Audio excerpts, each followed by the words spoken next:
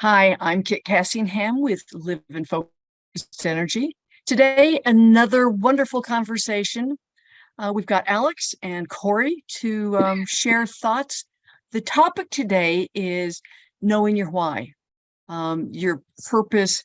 I had some fun words with it. Purpose, passion, interest. What do you two have to say about this? And we're going to explore how we use this in our lives. And actually, before we go into that further, why don't you introduce yourselves and tell people who and what you are? Why don't you go first, Alex? Okay, so my name is Alex Niel. I'm a certified high performance and mindset coach, and I work with women executives who are successful but feel unfulfilled, and I help them figure out how to move beyond that. So very exciting work. Yeah, this topic fits right in with what you do. Absolutely. Yeah. And who are you, Corey, or Dr. W? I'm Corey. I'm an environmental consultant in the Midwest, as here as always to learn and contribute. And you contribute more than you give yourself credit for, so welcome. And Alex, thanks for being here and welcoming yourself, or you're welcome and be welcome. I think I'll have to cut that out. It's been that kind of week already. And my cat's going to try and join us now. She's getting old and insists on being present. So there's room for her. There is room for her. Excuse me. So I'm a longevity coach. I help people with their mindsets through their transitions, especially into their older years. And older starts whenever you think it does, which is always fascinating. I like working with people who want to say yes to life and to live with intention.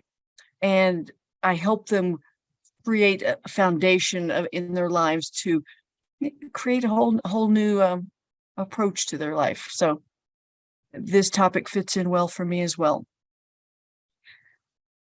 Let's see. So I believe that knowing your WHY.os, which is your why, your how, and your what, helps you in a wide variety of ways in maneuvering your life. And you guys don't have to stay muted. You don't have a cat who's going to scream in my ear. and you can just chime in as you want.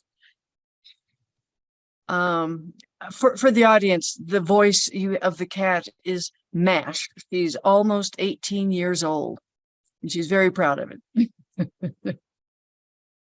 So, let's get her out of the way. Knowing your WHY.os lets you know what your why is, why you do what you do, what motivates you, what drives you. I'm befuddled today. Sorry about this. It lets you know what direction you're going. As I said earlier, it helps you with knowing your purpose, gives you more passion about what you're doing, and helps you articulate it. And it lets you know if you're in alignment with what you're doing. Now, Alex, I know you have personal experience with this. You want to share a little bit of your story about that? Sure. So it's interesting because I didn't really discover my why until maybe 5-6 years ago. And I didn't actually act on it fully until a couple of years ago. So I'll tell you why. I went through a divorce back in 2011, which led me down the personal development path. And that's when I discovered Tony Robbins. I discovered Brendon Burchard. I was at a Brandon event one year, and he was talking about his high performance coaching. And I was out the door with my credit card in my hand. I was like, take my money. I was like, I've been waiting for my whole life for this. And it was, oh, there she is. And so I got certified back in 2016. And every year I go back and I renew because it's something I'm very passionate about. But it wasn't something I was ready to pull the trigger on because I was still Yeah. very focused on the growth and success and achievement, which were some of the same things that I was focused on when I was younger. And then in when was it? So I knew coaching was going to be kind of like my exit strategy, so to speak, something that I was going to do when it was time for me to either retire or start to think about something else. And a good friend of mine who was also a CHPC, and Kit, I think you knew her, Cheryl Liu, passed away of a brain aneurysm in her sleep. And she was my Oh, age. And yeah. I was like, it was that light bulb went off in my head. And I was thinking, I don't want what I've been doing for the last 30 years to be my only legacy. And that's when my why came out crystal clear, that I was here to make a difference in other women's lives and to help them live their best life. So it was a journey. It's not something that, I knew from the time when I was younger. It was just something that happened that came to light as a series of circumstances and as a series of happenings. And in December 2020, when she passed, is when I made the decision to leave my full-time gig to do the coaching full-time. And it's been fabulous. What a story. Isn't it a shame that it takes someone else's death to push us onto the path that we at some level know we belong on? Yeah. I knew, I just was too afraid to pull the trigger. And I was missing that legacy piece. If I realized earlier that my why was leaving a legacy bigger than what I was doing, I would have done it earlier. Yeah, I understand that. Corey, do you have a sense of what your why is? Are you living your why? I think I'm working towards my why. I think I know my passion. I don't know. I view passion a couple of different ways. So, I do a lot with groundwater. I think groundwater, as my career field, that's my passion. How I apply it is what I'm still figuring out. I'm not sure if the environmental consulting realm is where I want to stay as I apply it, or if I want to move back towards academia a bit, focus more on teaching. So I'm having fun figuring it out, but it's also a lot to figure out. Yeah. I've understood my why for a long time, but was kind of ashamed of it. It was drilled into me from an early age. The people in our family are scientists, and that's what you need to be doing. But I am a giver. I was a bed and breakfast innkeeper for years and loved it because I was making people's lives better for the short time they were with me. Even so much that a mother and son came to spend Christmas with us because her husband had recently died. So we pulled out the stops and made it a big special Christmas. We hadn't planned on cooking a turkey, but we did. And we just had this wonderful, and invited all the guests to join us. And it was lots of fun. And that helped me see that giving and caring and healing are what I do. But I wasn't ready to fully embrace it once I stepped out of the bed and breakfast innkeeping world. I mean, I was a coach there for a while, and I had some friends who would kind of snark at me when I was doing my caring hospitality stuff. It took me learning my WHY.os to go, I knew I was a contributor, somebody who cared for others. So I have a story I want to share with you guys about that kind of illustrates what the value is of knowing your WHY.os. And OS is operating system. And again, it's your why, your how, and your what. An architect walked by a couple different sections of construction in this building that was going up. And he asked the first bricklayer, what was he doing? And the guy said, well, I'm laying bricks. Okay. And he approached the second one and asked what he was doing. He says, I'm building a wall. And the third bricklayer said, I'm building a cathedral.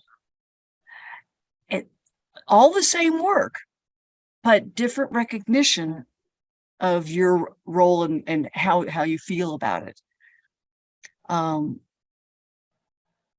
So you can see that they had different kinds of direction, and I'll bet the third bricklayer was doing a better job because he was working for the glory of God in his mind, which is a pretty powerful why.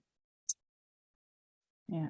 I think too that when you have a bigger why, you react less to the world around you. You're more able to stay on track with your goals and where you want to take your life, because life's going to come in and it's going to try to derail you.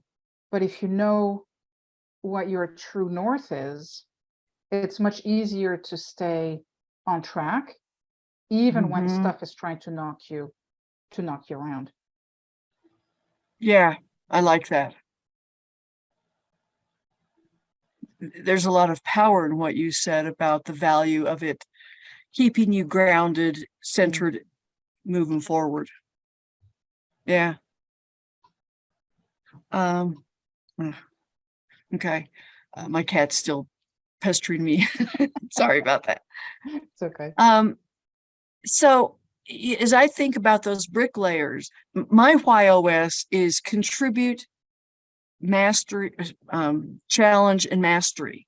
So I know not only why I am doing what I'm doing, but I do it in my coaching, especially. I do it through challenging people. Just a little bit of an edge of, well, could you do better? Could you say that differently? What's another way of doing that? So I challenge people a lot. And the mastery shows up in how deeply I get to know things that I'm doing. Like when I walked the Camino de Santiago, I learned about the gear I would need, the terrain, the weather, learned a little bit of Spanish.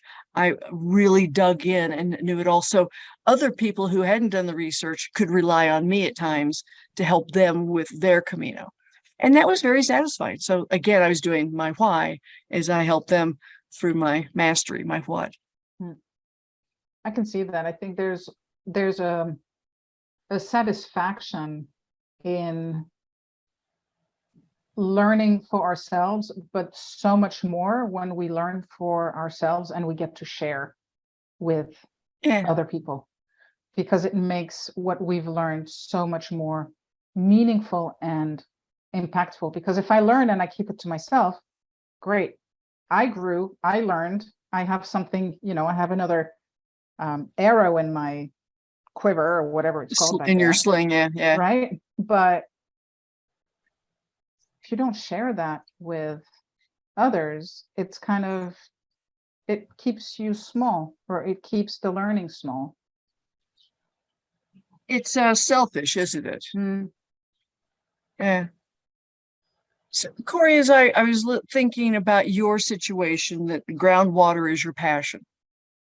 And you have two ways you can do it. So the how could be through consulting, or it could be through teaching. And both of those, to Alex's point, do share your passion in what you're doing. I wonder if your what changes, it might, as you choose which avenue to go. What do you bring to the table, and what can people count on? I like people say to me, oh, everybody has more than one why. I like to think that we have one why. We have lots of different ways of presenting it. I could be a bed and breakfast innkeeper. I could be a coach. I could be a leader of pilgrimages. All of those would satisfy what my why is.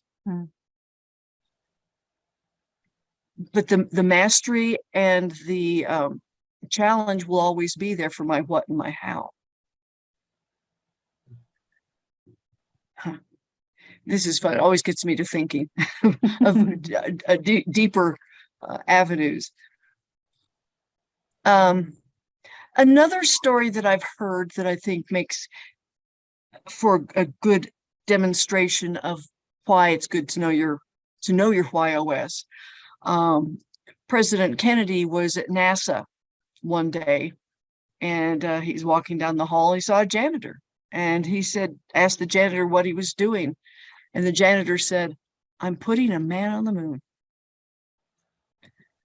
Who would think that you could have that much pride in being a janitor? But President Kennedy's mission got through to him enough, and he really did have a lot of pride. Interesting. Yeah. So yeah, I guess I also sorry, no, I was go just ahead. going to say it goes back to how big is your why, or how high is your view, right? Because the higher your view, the more encompassing it is, and the Yeah. more closer in you get, the more kind of narrow focused you become. So, because I've heard the same thing you've heard, that people have more than one purpose. I think it depends on how you define what your purpose is. And I think that's that height difference I was just talking about. If you take a really 10,000-foot view versus 1,000, and you think about, okay, in this area, this is my purpose. In that area, this is my purpose. Over here, this is my purpose. And maybe those are different, but I would venture that there's probably a common theme. Yes. Across all of them when you go that much higher. I like that a lot. That the more you open your vision, your heart, and your mind, the more you find that all of these different things you're doing, and you think they're all different purposes, they have a common underlying purpose. I have a friend who is a computer geek. I mean, he lives and breathes. I joke with him that he was a computer in a previous life. Hey, you never And know. The way AI is going these days, he might have been. He might be a computer now, and I can't tell. We went through this. I tried to present Simon Sinek's Start With Why to the mastermind meeting I went to after reading Simon's book. And my friend said that his why is computers. And I said, beg to differ, but I think that is a tool that you use to do your why. Your why is to help people. You help people understand their technology. You help the people at your dad's senior center raise money or come up with a better website. You help people who rescue corgis, and you've created a website for your dog care person. So I think giving is your why, and computers is your tool. Nope. he didn't want to let go. So okay. It's like, that's fine. I might be better at explaining it to him today after doing a lot more research, after doing more mastery work on it. But and it doesn't matter what you call it. He's going to do his why, even if he doesn't recognize it as serving people. So, but I think when you know the why, like for him it's service, I'm going to decide for him it is.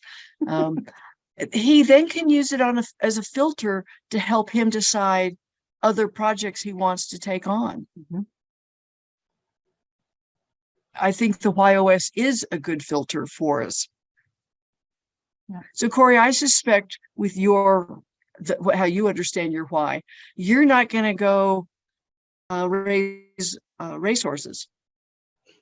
Probably not. You might be interested in it, but you don't know enough about it. It's not a passion, whatever. So it's a filter. But so every opportunity that we get can take us off of our track if we're not careful and know what to say yes to and what to say no to. Warren Buffett has learned that no is his favorite word. He says no to almost every opportunity that comes to him. Now, I don't know if he knows his WHY.os according to the Why Institute, that's okay. He knows enough to, he's got a lot of money. That's knowing a lot. Yeah. Any further thoughts on that idea? It's interesting because it's such a fundamental question, right? To know why are we here? That's that whole existential question. And one of the things I hear so much from women I talk to who are in corporate, and they're like, I don't know what my purpose is. I don't know, like, you know, they're so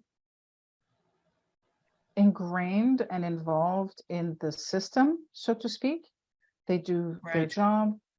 They aren't always happy, but they feel compelled to stay because they don't know what their bigger reason is. Because when you know that, you don't stay in a situation where you're fundamentally unhappy or, you Right. know, uncomfortable. You find a way out, you find a different way. And it sucks, honestly, that so many women out there, and I talk about women because that's whom I serve, but obviously, Right. you know, men have the same issue. Sorry, Absolutely. Corey, I didn't mean to leave Oh, you're you good. No, to you're leave good. you out. But it's gut-wrenching to hear and to see women just like struggling because they're not happy, but they don't know what else to do or where else to go or how to do it because they don't have Is that. that why they reach? You. Is that why they reach out to you? Is to get help to figure out what am I doing wrong? What could I do different? Is that why they come to you? Some of it, yeah. Yeah. Okay. It's, you know, it's helping them to think through kind of, you know, we were talking about the bigger picture. It's really thinking through what that bigger picture could be for them. And then realigning what they're doing so that it's congruent with what that vision is, so they feel in alignment and they feel better about what they're doing. I was going to say something about knowing your why keeps you in alignment, or lets you get into alignment. In your previous job, you weren't in alignment and you felt it. I did. I did. So I have a question So related to this then. How, for people who haven't yet identified what their why is, what kind of guidance is there to help them find that? I mean, if it's, you know, it's a pretty daunting question, like to figure out the reason that you're here. So, you know, if you don't have that as a roadmap, what can you do to try to narrow that down? Yeah. So there is, I came across a piece of work from somebody, and I can't remember who it is. So it won't even try to remember their name. But essentially, the person was asking 5 questions, easy questions or simple questions, but not necessarily easy to answer. right. And the first one was, who are you? Right, which is basically, what are your values? What do you stand for? The second question was, who, oh, no, I'm going to botch it up. I can't remember them all off the top of my head. There was a question in there about, what do you love to do? Because we all have things that we love to do. The third one was, who do we do it for? The fourth one was, what are you supremely qualified to teach? So there's one thing, you know, that you love, and the other one is, what are you qualified to teach? And then the last one was, and what is the transformation that you provide? And I think when we can take the time to follow these really simple questions, but really take the time to sit, to feel it in our guts, to feel it in our heart. And that enables us to start to glimpse what that purpose could be. And we're not going to get it right, the first time. And then once we figure it out, it's like, okay, now what? What do I do with this Right. newfound information? So it's the beginning really is starting to ask those questions in an intentional way so that we can start to raise the awareness within ourselves. Because once we have that awareness, we start to pay attention to different things. And you don't know, what that can bring into your life. That can be a way for you to discover, okay, maybe this is something that I'm interested in. Maybe this is more along the lines of a purpose that makes sense for me. So it's really a lot of introspection and raising awareness. And it is a lot of hard work, and it's very gratifying when you can do that. A little As painful a why, sometimes. yes, because we invariably dig into something, uncover something that we don't like about ourselves, about our past, or the path we're on. Mm. And I offer a WHY.os discovery that is a quick 10-minute survey, questionnaire, whatever, and it tells you as a result what your WHY.os is, your why, your how, and your what. And then you can work, you can just take that, or you can work with a coach to understand how all that applies to your life. Very cool. And so you could read books, Corey. That Simon Sinek's got a wonderful book called Start With Why. Mm. So and even if I give you the simple answer of this is your WHY.os, it's still a lot of effort to figure out how it applies to you. Mm-hmm.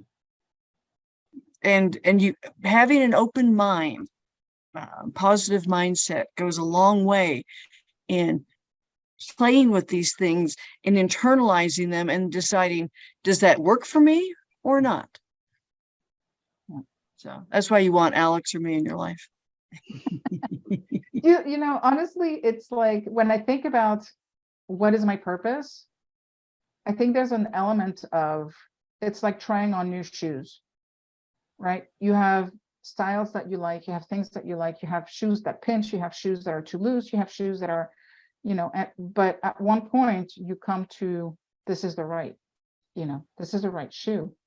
And Mhm. it's simplistic, but you have to try different things, especially if you have uncertainty about what your purpose is. Yeah. We're hardwired for things, and discovering your why, or WHY.os in my language, helps you understand that.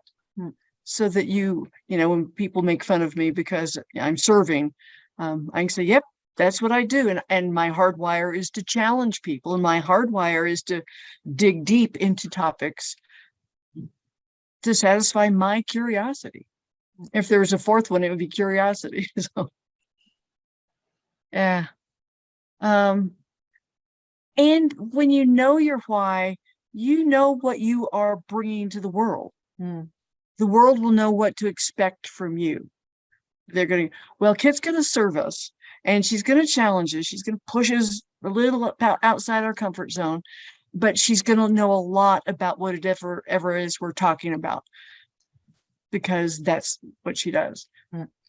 And that helps. So you can, in fact, in my coaching, I have started saying to people, I'm going to challenge you. And it's meant with love and respect, but there's going to be a little bit of a push for you. And once you warn people, they won't go, boy, is Kit argumentative. They go, oh, she's pushing me. She wants me to go somewhere. And that's why they hire you, right? They hire you because they need to get out of their comfort zone. They need somebody to push them and ask them the questions that because we don't like to ask ourselves necessarily those difficult questions, because we don't necessarily want to go where that takes us. And that's why we need A coaches, because at some point, if we want to really show up as the best version of ourselves, or continue to aim for that, it's not a journey we can take on our own. Personally, I don't think it is. Well, I mean, we can ask ourselves those questions and we can come up with answers. And if we don't like the answer, we can say, well, that's wrong. We can Yeah. dispose of it. So we're not really doing the work.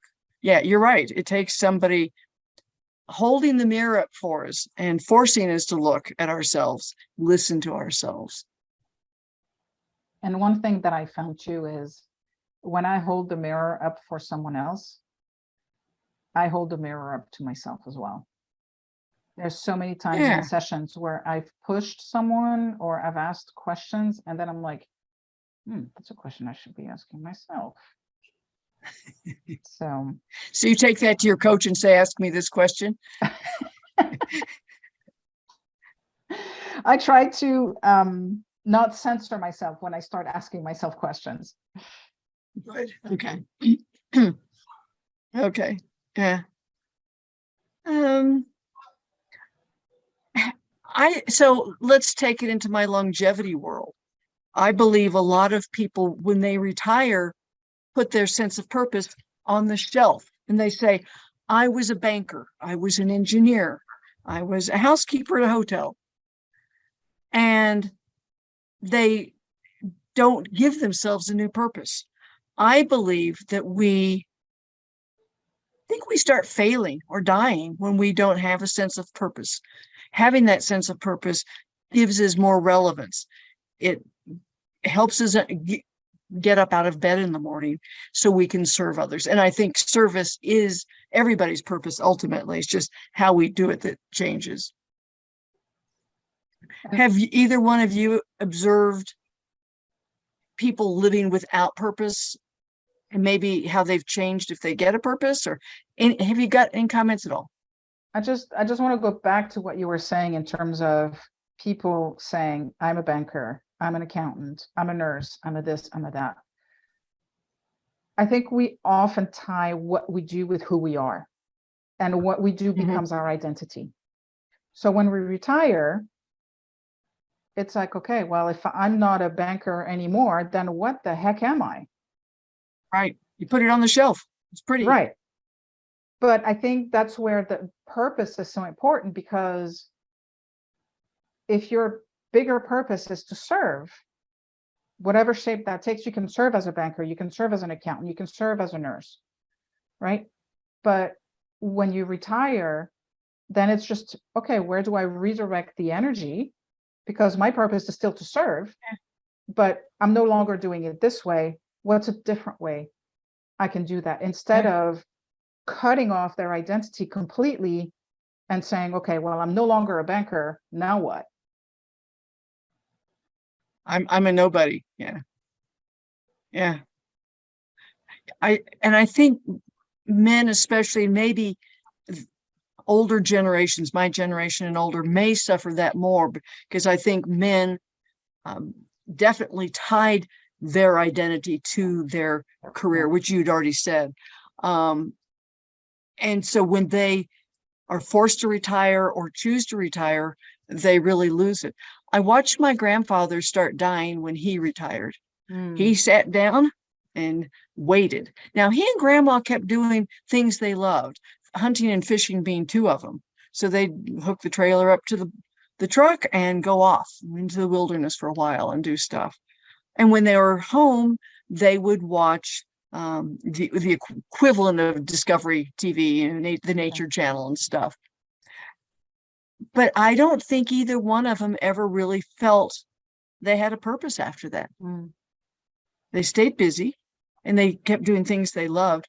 And when we go visit grandpa, he'd sit in his chair, his lawn chair, and throw the baseball at us or the football, depending on what we gave to him.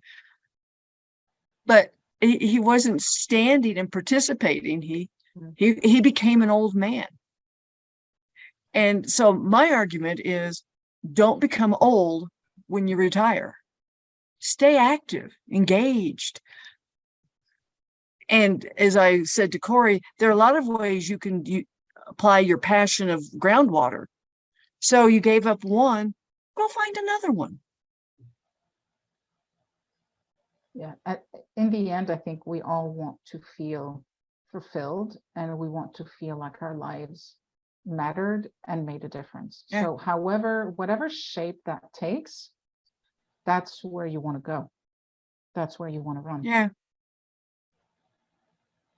We also want to feel relevant. Mm-hmm. And when we pull away from the things that make us, that we know and we feel good about, we feel less relevant. We don't feel like we've contributed anything. Interesting. Okay. So I keep saying the WHY.os. Computers have operating systems. We have operating systems. And if we don't keep them updated, like going to a coach, challenging yourself, whatever, we become obsolete like the computers that we don't update. Mhm. How can you apply that concept to this conversation in your lives or your lives? Or can you? Maybe I just have lobbed a dead ball. No, for me, part of what keeps us going as humans is this need for growth. And how we grow is by, like you said, updating our software. It's reading, it's engaging with people who challenge us. It's surrounding ourselves with people who expect the best from us, even when, we might not expect the best from ourselves. And we do that, through reading or listening to podcasts or going back to school, whatever the case may be, because if we don't grow, we die. And I know personally, I'm not ready. I'm not ready to kick the bucket just yet. So I'm going to Too young. So I'm going to keep, growing. And it's funny because I participated in a virtual date with Destiny with Tony Robbins a couple of weeks ago. And it was life-changing. Like it had been a while since I'd experienced a growth spurt like I experienced over the course of the last couple of weeks. And it just gave me like a renewed sense of vitality and purpose and desire to make a difference, because I want to show up in a different way, in a better way. So I think it's that need for growth is what keeps us moving forward. I like that. Yeah.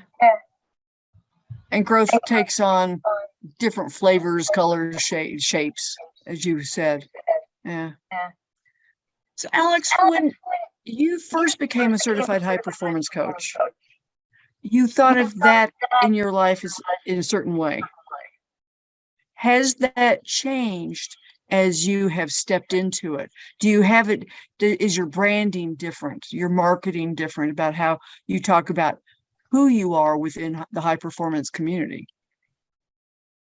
Yeah, I used to think that, and I still do. I think coaching, like I said, can help everyone. I think certified high performance coaching is one of the best, if not the best certification out there.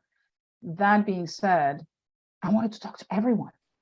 And then I wanted to help everyone. And I found I needed to put the principles in place in my own life before I could go out and really talk about it, because I need to be congruent with what I preach within my own life, right?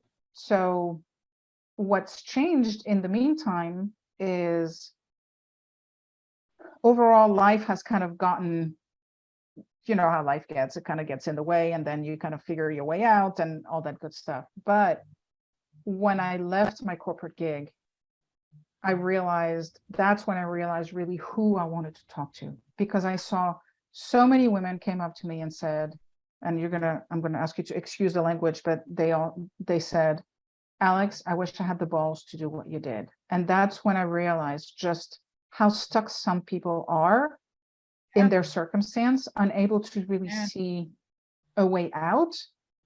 And that shifted to, I want to help everyone, to these are my peeps.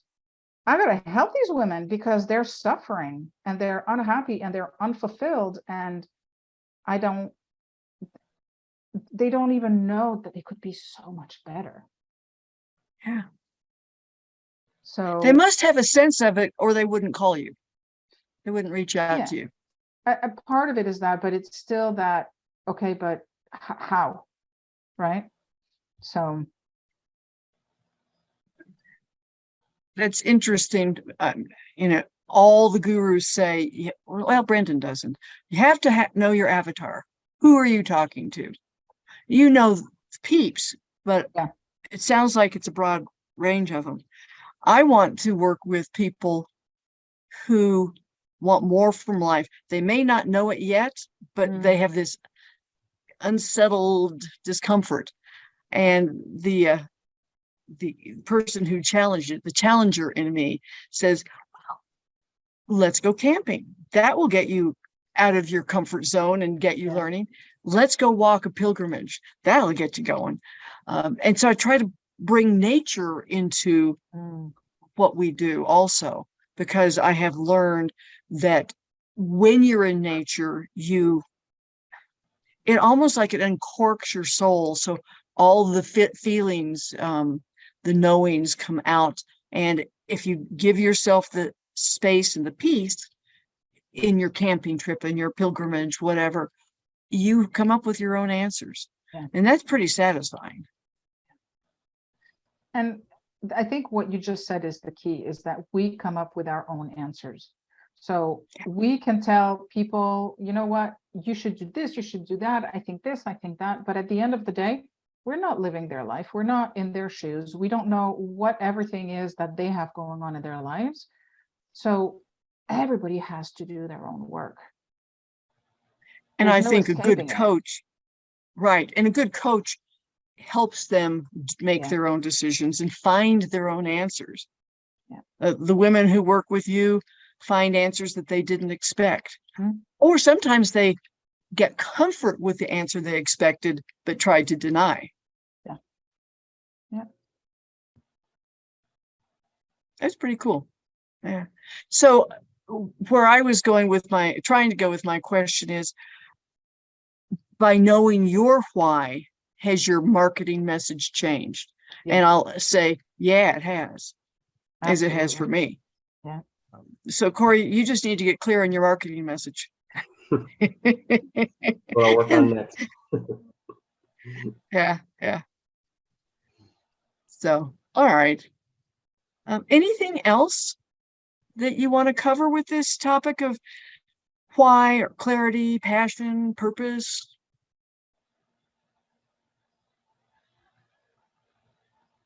I would say clarity, getting clarity has been one of the single most important thing for me. Because it's allowed me to make better choices for what I want to do and who I want to be and how I want to show up for other people. When we don't have that clarity, I think the winds of change can wreak havoc and bring in chaos and uncertainty. And having clarity is what allows us to stand strong in the storm. Yeah. And I'm going to challenge you a little bit, if I may. Go ahead. You said and I'm splitting hairs, but that's okay. When you said when we have clarity, you can be who you want to be, or something variation of that. And I think you can step into who you are with comfort and grace, because now you have that clarity. You don't have to fight that. Is that the same thing? I agree with you, but I think the step before that is figuring out what we stand for. What are my values? Yes.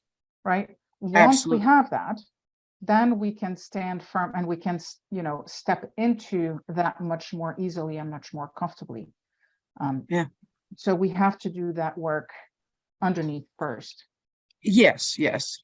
And I smile when you say that, because the first session in my coaching program is finding your values, knowing Yeah, your there you go. values. And I do think values kind of can change. So there's some words that I need to play with, of values, morals, ethics. Sometimes we use those words interchangeably. Um, I I would like to think morals or ethic, what was the word? Values change. But I've seen people who are very set on, this is the way I am. But when they're challenged by something else, they shift their value and they don't see it. And I'm not being very clear on that. So we'll have to come back and have a talk on values, morals, ethics. Sounds good. I'll have to do some homework to really understand what the difference is between all of them, because they all kind of blend in for me as well. So Well, and it doesn't help it not blend in, because we do kind of use those terms interchangeably. yeah. Yeah.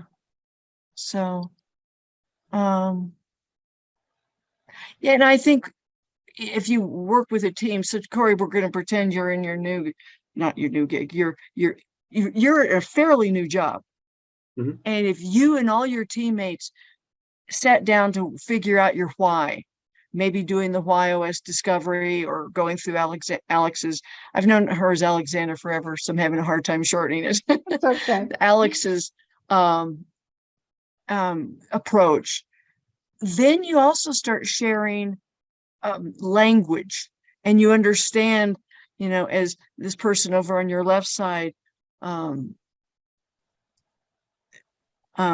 talks, you start to get their language, and you can talk to them in their language, and they can talk to you in yours. And so I think it can improve communication when we better understand each other as well as ourselves. That could be Absolutely. nice. Mhm. Yeah. All right. Anything else, or should we start wrapping up? Okay, I think. All right. Yeah. So Alex, we historically have offered people something, you and I, and Corey can too if he has anything to offer. I do not. Okay. Okay. Anything to offer people when they listen to this recording, as a way of coming to you for something? I have one of the things that I found as I've gone through my growth journey is that the way I start my day is incredibly important. I've also heard people say, well, if you have to have a morning routine in order for your day to go right, then you're weak. And I'm like, well, I guess that's one way to look at it, but I prefer to look at it from the perspective I'm going to start my day strong, and this is what it takes. And it's also a time for me to give me some self-care that I wouldn't necessarily have time to give myself in the rest of the day, depending on how things go. So I have a 5 steps or a 5-step morning routine to start your day, on the right foot. So I can share that. I can share that with everyone. Fabulous. Give me a link to that, or the document, whatever you want to do. I'd say the link, and I'll put that in the show notes. Super. Thank you. And I'm going to cheat. I've got 2 things to offer. Alex may not know that I've been doing 2 different workshops all fall. One is called Energize Me, where I share 7 tips to get energized. And the other one is called Face It to Change It. So Energize Me is a 1-hour workshop, and Face It to Change It is a 2-hour workshop. And I've got 1 more of each of those workshops this year, Thursday and Friday, but I'll be doing them 1 a month next year. So that I'll send the link for that for people. And then I do a WHY.os discovery. And I will put that link in the show notes too, so that people can come. Yeah, and I'll give you the link to I do a 30-minute free jumpstart call. So I can share that with you so that we can share Sweet. with our respective audiences as well. Good. I would like that. Okay. And Corey, you can access all these things also. Sounds good. All right. Well, if there's nothing else, would you like to remind us who you are, Alex? And So I'll unless you want me to lead so you know how to follow. go ahead. Okay. I'm Kit Cassingham, longevity coach with Live in Focused Energy. I work on your mindset to help you learn who you are and work through the myriad transitions that your life will present to you.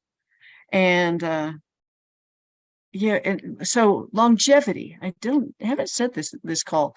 Longevity is the recipe of equal parts of lifespan and health span and joy. So we'll work on all of that as we work together through your transitions and stuff. So Very nice. I like that definition. thank you. And I'm Alex Niel, certified high performance and mindset coach. And I work with women executives who feel unfulfilled despite their success. I help them to figure out what it is that they truly want so they can leave the legacy that they desire. Excellent. Well, we'll be back. I didn't bring up my post. Hold on. We'll be back next month. I don't know what the topic is. So, oh yes, I do. It's courage. Ah, oh, I love courage. So, if you have the courage, join us. There you go. All right. Well, thanks everyone, and see you later. Thank you, Kit. It's been Thanks, everybody.